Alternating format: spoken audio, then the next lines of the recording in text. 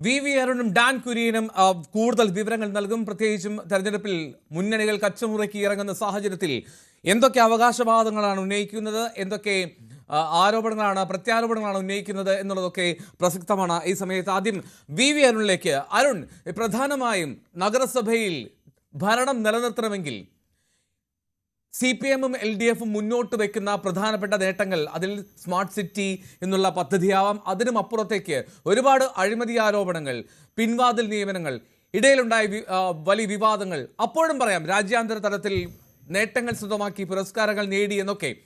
പക്ഷെ അപ്പോഴും ജനത്തിന് മുന്നിൽ എണ്ണി പറയാവുന്ന ഭരണ നേട്ടങ്ങൾ എന്താണ് നിലവിലത്തെ കോർപ്പറേഷൻ ഭരണസമിതിക്കുള്ളത്? എൽദോ, മൂന്ന് മുന്നണികളും സംസ്ഥാനത്തെ രാഷ്ട്രീയ പാർട്ടികൾ പൊതുവിലും ഏറ്റവും പ്രസ്റ്റീജിയസായി കാണുന്ന ഭരണസമിതിയാണ് തലസ്ഥാന കോർപ്പറേഷൻ്റെ ഭരണസമിതി എന്നുള്ളത്. അവിടെ ഭരണം പിടിക്കുക എന്നുള്ളതാണ് മൂന്ന് മുന്നണികളുടെയും പ്രധാന ലക്ഷ്യം. കഴിഞ്ഞ കുറേ നാളുകളായി CPM ആണ് നഗരഭരണം നടത്തുന്നത്. വലിയ വെല്ലുവിളി 2015-ലും 2020-ലും ഒക്കെ BJP ഉണ്ടായിരുന്നു. 15-ലെ സ്ഥിതി മെച്ചപ്പെടുത്തി 20-ൽ മികച്ച ഒരു മുന്നേറ്റം ഇടതുമുന്നണിക്ക് വളരെ കംഫർട്ടബിളായ ഒരു മജോറിറ്റിയിൽ ഭരിക്കാൻ കഴിയുകയും ചെയ്തിരുന്നു. ആ തവണയൊക്കെ BJP ഉറപ്പായും ഭരിക്കും എന്ന ഒരു പ്രതീതി സൃഷ്ടിച്ചതാണ്. പ്രത്യേകിച്ചും നിയമത്ത് രാജഗോപാൽ ജയിച്ചതിനൊക്കെ ശേഷം നേമം, വട്ടിയൂർക്കാവ്, അതുപോലെ തന്നെ കഴക്കൂട്ടം മണ്ഡലങ്ങളാണ് BJPയുടെ ശക്തി. തിരുവനന്തപുരം നിയമസഭാ മണ്ഡലത്തിൻ്റെ കീഴിൽ വരുന്ന മണ്ഡലങ്ങളിലും അവർക്ക് കാര്യമായ ശക്തിയുണ്ട്, കാര്യമായ ശേഷിയുണ്ട്. അതുകൊണ്ട് തന്നെ ഈ മണ്ഡലങ്ങളിലൂടെ കോർപ്പറേഷൻ ഭരണം അനായാസം പിടിച്ചെടുക്കാമെന്നാണ് BJPയുടെ പ്രതീക്ഷ. നമുക്കറിയാം, ഏറ്റവും സംഘർഷാത്മകമായ അന്തരീക്ഷമുള്ള ഒരു 5 വർഷമാണ് തിരുവനന്തപുരം നഗരസഭയിൽ കടന്നു പോകുന്നത്. നിരന്തര സമരങ്ങളായിരുന്നു. BJP ആണ് ഏറ്റവും ശക്തമായി, പ്രതിപക്ഷ പാർട്ടി എന്ന നിലയിൽ ഏറ്റവും ശക്തമായി ഭരണസമിതിക്കെതിരെ രംഗത്ത് വന്നത്. മേയർക്കെതിരെ വ്യക്തിപരമായ ആരോപണങ്ങളുണ്ടായിരുന്നു, മേയർക്കെതിരെ വ്യക്തിപര വിമർശനങ്ങളുണ്ടായിരുന്നു. അതിനപ്പുറത്തേക്ക് SC/ST ഫണ്ട് തട്ടിപ്പൊക്കെ വലിയ ആരോപണമായി CPM-നും ഭരണസമിതിക്കുമെതിരെ കൊണ്ടുവന്നതാണ്. പക്ഷേ ഇതിൻ്റെ അവസാനം വരുമ്പോൾ ചില കാര്യങ്ങളിൽ BJP കൗൺസിലർമാരും അഴിമതി കാര്യങ്ങളിലൊക്കെ പ്രതിസ്ഥാനത്താണ്. BJPയുടെ ഒരു പ്രധാനപ്പെട്ട കൗൺസിലറുടെ പേഴ്സണൽ സ്റ്റാഫിനെ മാറ്റുന്ന വിഷയമുണ്ടായി. മറ്റു ചില കൗൺസിലർമാർക്കെതിരെ അല്ലെങ്കിൽ അവരുടെ സ്റ്റാഫുകൾക്കെതിരെ കേസെടുക്കുന്ന സാഹചര്യമൊക്കെ ഉണ്ട്. SC/ST ഫണ്ട് തട്ടിപ്പിലും BJPയുടെ അംഗങ്ങൾക്ക് പങ്കുണ്ടെന്ന ആരോപണങ്ങളും പോലീസ് കേസുമൊക്കെ വന്നതാണ്. അങ്ങനെ പരസ്പരം അങ്ങോട്ടും ഇങ്ങോട്ടും വലിയ തർക്കങ്ങളും വലിയ വെല്ലുവിളികളും ഒക്കെ ഉയർന്നു വന്ന ഒരു ഭരണസമിതിയുടെ കാലയളവാണ് അവസാനിക്കാൻ പോകുന്നത്. ആ ഭരണം നിലനിർത്താനാകുമെന്ന ഉറച്ച പ്രതീക്ഷ ഇടതുമുന്നണിക്കുള്ളത് ഒന്ന് സംസ്ഥാന സർക്കാരിൻ്റെ ഭരണ നേട്ടങ്ങൾ തന്നെയാണ്.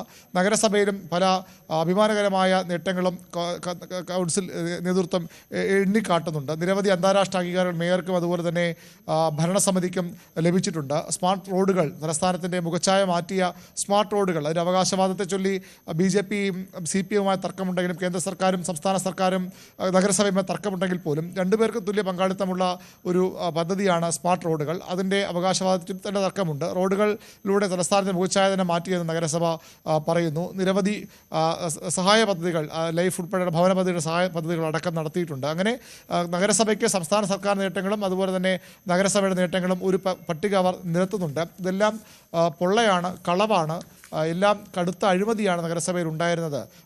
ആശ്രിത നിയമനങ്ങൾ നഗരസഭയുടെ ഇടയ്ക്ക് ഈ പിൻവാതിൽ നിയമനങ്ങൾ നഗരസഭയ്ക്ക് വലിയ ആരോപണമായി ഉയർന്നു വന്നതാണ്. പാർട്ടിക്കാരെ, CPM-കാരെ പല തസ്തികകളിലും നിയമിക്കുന്നു. ഏറ്റവും ഒടുവിൽ പോലും അത്തരം ആരോപണങ്ങൾ ഉയർന്നു വന്നു. അതെല്ലാം ചിലതൊക്കെ അന്വേഷണ ഘട്ടത്തിലാണ്. മറ്റു ചിലത് എല്ലാ നടപടികളും പാലിച്ചുള്ള നിയമനങ്ങൾ മാത്രമാണ് കണ്ടിജന്റ് ജീവനക്കാരുടെ നിയമനത്തിലടക്കം നടത്തിയ നഗരസഭ പറയുന്നു. അങ്ങനെ വികസനം, അഴിമതി, അതിനപ്പുറത്തേക്ക് സംസ്ഥാന രാഷ്ട്രീയത്തിലെ വിഷയങ്ങളുമൊക്കെ ഈ തദ്ദേശ തെരഞ്ഞെടുപ്പിൽ വിഷയമാകുമെന്ന് കരുതുന്നു. ഏറ്റവും വീറുറ്റ പോരാട്ടം നടക്കാൻ പോകുന്ന ഒരു നഗരസഭ തലസ്ഥാന നഗരസഭയാണ്. BJP ഏറ്റവും ആദ്യം ഒരുപക്ഷെ പിടിച്ചെടുക്കുമെന്നവർ പ്രഖ്യാപിക്കുകയും അത്തരമൊരു പ്രതീതി മൊത്തത്തിലുണ്ടാക്കുകയും ചെയ്യുന്ന നഗരസഭ കൂടിയാണ് തിരുവനന്തപുരം നഗരസഭ. പക്ഷേ അതിന് BJPക്ക് കഴിഞ്ഞില്ല. ഇത്തവണ കുറച്ചുകൂടി ശക്തമായ പ്രവർത്തനം അവരുടെ ഭാഗത്തുനിന്നുണ്ട്. BJPയുടെ കേന്ദ്ര നേതാക്കൾ തന്നെ ഇടപെട്ടുള്ള അവരുടെ ക്യാമ്പയിൻ പ്രവർത്തനങ്ങളുമൊക്കെ നടക്കുന്നുണ്ട്. ഏതായാലും അതിശക്തമായ പോരാട്ടം. കോൺഗ്രസിനും ഇത്തവണ സ്ഥിതി മെച്ചപ്പെടുത്തിയേ പറ്റൂ. അതുകൊണ്ട് അവരും പ്രത്യേക പ്ലാനൊക്കെ ഉണ്ട്. അതിൻ്റെ വിശദാംശങ്ങൾ ഡാൻ കുര്യൻ നൽകും. ഏതായാലും അത്തരത്തിൽ മൂന്ന് മുന്നണികളും തങ്ങളുടെ അഭിമാന പദ്ധതി അല്ലെങ്കിൽ അഭിമാന പ്രശ്നമായി കണ്ടുള്ള ഒരു പോരാട്ടമാണ് തലസ്ഥാന കോർപ്പറേഷൻ നഗരസഭ പിടിക്കാനുള്ള ശ്രമങ്ങൾ. അതിൻ്റെ ഒരുക്കങ്ങൾ നേരത്തെ തന്നെ തുടങ്ങിയിരുന്നു. ഇടതുമുന്നണിയാണാകട്ടെ ഈ അവരുടെ സീറ്റ് ഈ 100 വാർഡുകളായിരുന്നു തലസ്ഥാനത്തുണ്ടായിരുന്നത്. അത് 101 വാർഡുകളായി അതിൻ്റെ എണ്ണം കൂട്ടി പുനഃക്രമീകരിച്ചു. അങ്ങനെ പുനഃക്രമീകരിക്കുമ്പോൾ ചില വാർഡുകൾ ഇല്ലാതായി, ചില പുതിയ വാർഡുകൾ വരികയും ചെയ്തു. ഈ പല വാർഡുകളിലും UDF-നും പ്രത്യേകിച്ച് BJP-ക്കും സ്വാധീനമുള്ള വാർഡുകൾ വെട്ടിയൊതുക്കി അത് CPM അനുകൂലമാക്കി മാറ്റി എന്നൊരു പരാതി നിലവിലുണ്ട്. വോട്ടർ പട്ടികയെ ചൊല്ലി വലിയ ക്രമക്കേടുകളും വിമർശനങ്ങളും ഒക്കെ ഇപ്പോഴും നിലനിൽക്കുന്നുണ്ട്. പരാതികളൊക്കെ ഇലക്ഷൻ കമ്മീഷന് മുമ്പാകെ നേരത്തെ കെ മുരളീധരൻ അടക്കമുള്ള നേതാക്കൾ സംസ്ഥാന തെരഞ്ഞെടുപ്പ് കമ്മീഷന് കണ്ട് പരാതി നൽകിയിരുന്നു. അങ്ങനെ നിരവധി പ്രശ്നങ്ങളുണ്ട്, നിരവധി തർക്കങ്ങളുണ്ട്. പക്ഷേ വീറുറ്റൊരു പോരാട്ടം ഉണ്ടാകും. ഇപ്പോൾ തന്നെ പലരും അനൗദ്യോഗികമായ പ്രചരണമൊക്കെ ആരംഭിച്ചു കഴിഞ്ഞു. സീറ്റ് ഉപയോഗത്തിലേക്ക് കടക്കാൻ പോകുന്നതേ ഉള്ളൂ മുന്നണികൾ. എങ്കിലും സീറ്റ് ഉറപ്പായ ആളുകളൊക്കെ പലയിടത്തും പ്രചരണവുമായി മുന്നോട്ട് പോയിട്ടുമുണ്ട്. അതിശക്തമായൊരു പോരാട്ടം തലസ്ഥാന നഗരത്തിൽ ഉണ്ടാകുമെന്ന് ഉറപ്പാണ്. CPM തങ്ങളുടെ ഭരണം നിലനിർത്താൻ, BJP പിടിച്ചെടുക്കാൻ, UDF ആകട്ടെ തീർത്തും ദുർബലാവസ്ഥയിൽ നിന്ന് മുന്നോട്ട് കയറാനുള്ള ശ്രമങ്ങളും ഊർജിതമായി നടത്തുന്നുണ്ട്. റൈറ്റ്, ഞാൻ ഡാൻ കുര്യനിലേക്ക് പോകും. നമുക്ക് ഓരോ മുന്നണികളുടെയും തെരഞ്ഞെടുപ്പ് ഒരുക്കങ്ങൾ നോക്കാം. ആദ്യം ഞാൻ ഡാൻ കുര്യനിലേക്ക്, ഈ കോൺഗ്രസ് ഈ ഭരണം പിടിച്ചെടുക്കുക എന്നുള്ളതൊക്കെ അല്പം കൂടിയ ചിന്തയായി പോകുമോ എന്നുള്ള സംശയമുണ്ട്. അങ്ങനെ വെറുതെ പറയുന്നതല്ല. കാരണം 2010 40 സീറ്റായിരുന്നു കോൺഗ്രസിന്. 2015 അത് 21 സീറ്റായി കുറഞ്ഞു. 2020 ആയപ്പോൾ അത് 10 സീറ്റായി. അങ്ങനെ ഡാൻ കീഴ്പോട്ട് വളരുകയാണ് തിരുവനന്തപുരം നഗരസഭയിൽ കോൺഗ്രസ്. ഇത്തവണ കെ മുരളീധരനാണ് ചുമതല. നഗരസഭയിൽ കോൺഗ്രസിൻ്റെ പോരാട്ട വീര്യം പൂർണ്ണമായി പുറത്തെടുക്കാൻ കെ മുരളീധരനെ പോലൊരു ആളെ സംസ്ഥാന നേതൃത്വം കാര്യങ്ങൾ ഏൽപ്പിക്കുന്നു. ആ കാര്യം ഏറ്റെടുക്കുകയും ചെയ്യുന്നുണ്ട് കെ മുരളീധരൻ. എന്ത് പ്രതീക്ഷിക്കണം?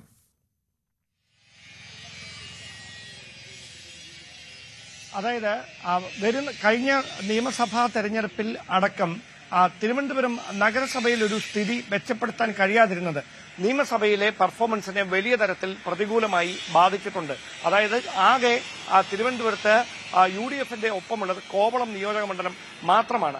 അങ്ങനെ ഒരു അവസ്ഥയിലേക്ക് എത്തിച്ചത് തിരുവനന്തപുരം നഗരസഭയിൽ നഗരപരിധിയിൽ നേരിട്ട ദുർബലാവസ്ഥയാണ്, അല്ലെങ്കിൽ സംഘടനാ തലത്തിലുണ്ടായ പാളിച്ചകളാണ് എന്നൊരു പൊതു വിലയിരുത്തൽ കോൺഗ്രസ് ക്യാമ്പിനുണ്ട്. അതുകൊണ്ടാണ് തദ്ദേശ തെരഞ്ഞെടുപ്പിന് അങ്ങനെ ഒരു പാളിച്ച ഇത്തവണ ആവർത്തിക്കാൻ പാടില്ല എന്ന് കണ്ടുകൊണ്ട് മുതിർന്ന നേതാക്കളെ, ജനസ്വീകാര്യതയുള്ളവരെ, പരിചയസമ്പന്നരെ തന്നെ മുൻനിരയിൽ നിർത്തിക്കൊണ്ട് തദ്ദേശ തെരഞ്ഞെടുപ്പിന്റെ ഒരുക്കങ്ങളിലേക്ക് കടക്കുന്നത് എന്നതാണ് എടുത്തു പറയേണ്ട കാര്യം.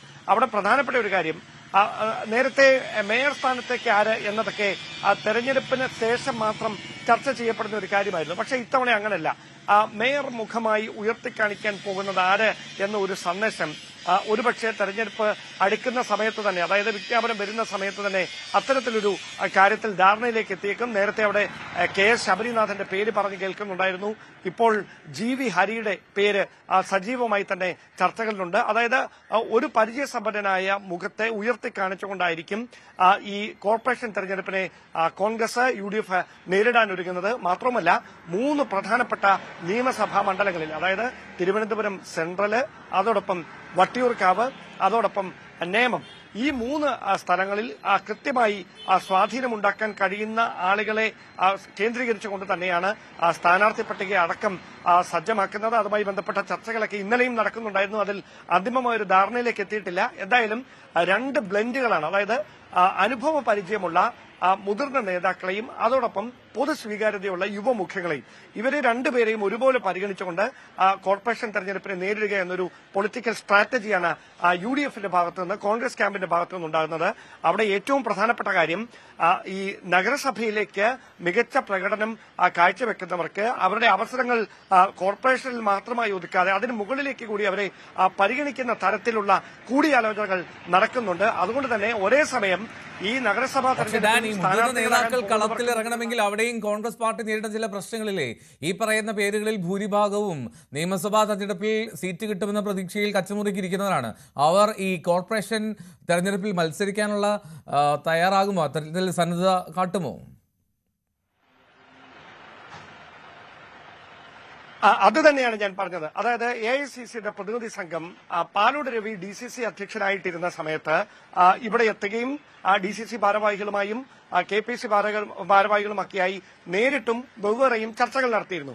ആ സമയത്ത് AICC നേതൃത്വം തന്നെ അവരോട് അറിയിച്ച ഒരു കാര്യമുണ്ട്. ആദ്യം തിരുവനന്തപുരം നഗരസഭ നിങ്ങൾ പിടിക്കണം. ആ ഒരു നിർദ്ദേശത്തിനാണ് കോൺഗ്രസിന്റെ ദേശീയ നേതൃത്വത്തിന്റെ പ്രതിനിധികളടക്കം കൃത്യമായ മുൻതൂക്കം നൽകിയത്. അതായത് നഗരസഭ പിടിച്ചെടുക്കുന്നതിലൂടെ പ്രവർത്തകർക്കിടയിൽ ആവേശമുണ്ടാക്കാൻ കഴിയും. അങ്ങനെ അതിന്റെ സ്വാധീനം നിയമസഭാ തെരഞ്ഞെടുപ്പിലേക്ക്, അതായത് വരാനിരിക്കുന്ന ആസന്നമായ നിയമസഭാ തെരഞ്ഞെടുപ്പിലേക്ക് നീളും എന്ന കൃത്യമായൊരു സന്ദേശം AICC നേതൃത്വം തന്നെ സംസ്ഥാനത്തെ കോൺഗ്രസ് നേതൃത്വത്തിനും DCC നേതൃത്വത്തിനുമൊക്കെ അന്ന് കൈമാറിയതാണ്. അതുകൊണ്ട് തന്നെയാണ് മുതിർന്ന നേതാക്കളെ തന്നെ ഇതിന്റെ കടിഞ്ഞാൻ ഏൽപ്പിച്ചിരിക്കുന്നത്. വളരെ യാഥാർത്ഥ്യ ബോധത്തോടെയാണ് ഈ തെരഞ്ഞെടുപ്പിനായുള്ള ഒരുക്കങ്ങൾ പുരോഗമിക്കുന്നതെന്നാണ് കോൺഗ്രസ് ക്യാമ്പിൽ മനസ്സിലാക്കാൻ കഴിയുന്നത്. അതായത് ഈ സമീപകാലത്തൊന്നും കോൺഗ്രസിന് അല്ലെങ്കിൽ UDFന് ഭരണത്തിലേറാൻ കഴിഞ്ഞിട്ടില്ല, നഗരസഭയിൽ ഭരണത്തിലേറാൻ കഴിഞ്ഞിട്ടില്ല. പക്ഷേ 2010 മുതൽ ഇങ്ങോട്ട് സ്ഥിതി പരുങ്ങലിലാകുന്ന ഒരു സാഹചര്യം നഗരസഭയിൽ ഉണ്ടായിരുന്നു. ആ സ്ഥിതിക്ക് മാറ്റം വന്നേ പറ്റുള്ളൂ. കുറഞ്ഞത് 30 സീറ്റെങ്കിലും ഏറ്റവും കുറഞ്ഞത് നേടാൻ കഴിയണം എന്ന ഒരു വിലയിരുത്തലിലാണ് ഈ സ്ഥാനാർത്ഥി നിർണയം അടക്കം നടക്കുന്നത്. അതായത് ഒരു ഇഞ്ചോടിഞ്ച് പോരാട്ടം കാഴ്ചവെക്കാൻ കഴിഞ്ഞാൽ അത് തന്നെ വലിയ കാര്യമാണ്. കാരണം സംസ്ഥാനത്തെ BJP സംഘടനാ തലത്തിൽ ഏറ്റവും കൂടുതൽ ശക്തി ആർജിക്കുന്ന സ്ഥലങ്ങളാണ് ഈ തിരുവനന്തപുരം ജില്ലയിലെ 3 നിയമസഭാ മണ്ഡലങ്ങൾ.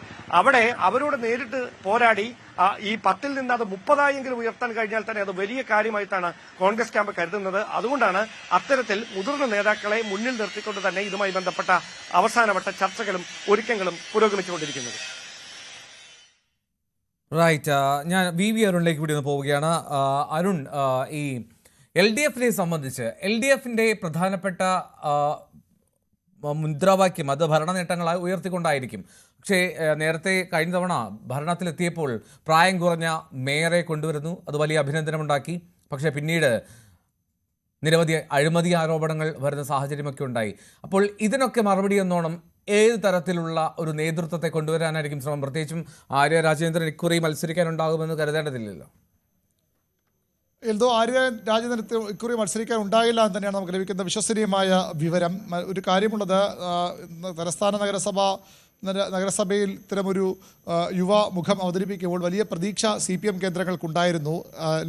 ഏറ്റവും പ്രായം കുറഞ്ഞ ലോകത്ത് തന്നെ മേയർ എന്നൊരു ഖ്യാതിയുമായാണ് ആര്യ രാജേന്ദ്രൻ വരുന്നത്. പലരും അത് ആദ്യഘട്ടത്തിൽ നെറ്റിച്ചുളിച്ചു. വലിയ കൈയടി ഉണ്ടായ തീരുമാനം കൂടിയായത് പിന്നീട് മാറുകയും ചെയ്തു. പക്ഷേ അത് എത്രത്തോളം ഗുണം ചെയ്യുന്ന കാര്യത്തിൽ ഇപ്പോൾ CPM-ത്തിന് തർക്കമുണ്ട്. നിരവധി വിവാദങ്ങളിൽ, വിമർശനങ്ങളിൽ ആര്യ രാജേന്ദ്രൻ കുടുങ്ങിയിട്ടുണ്ട്.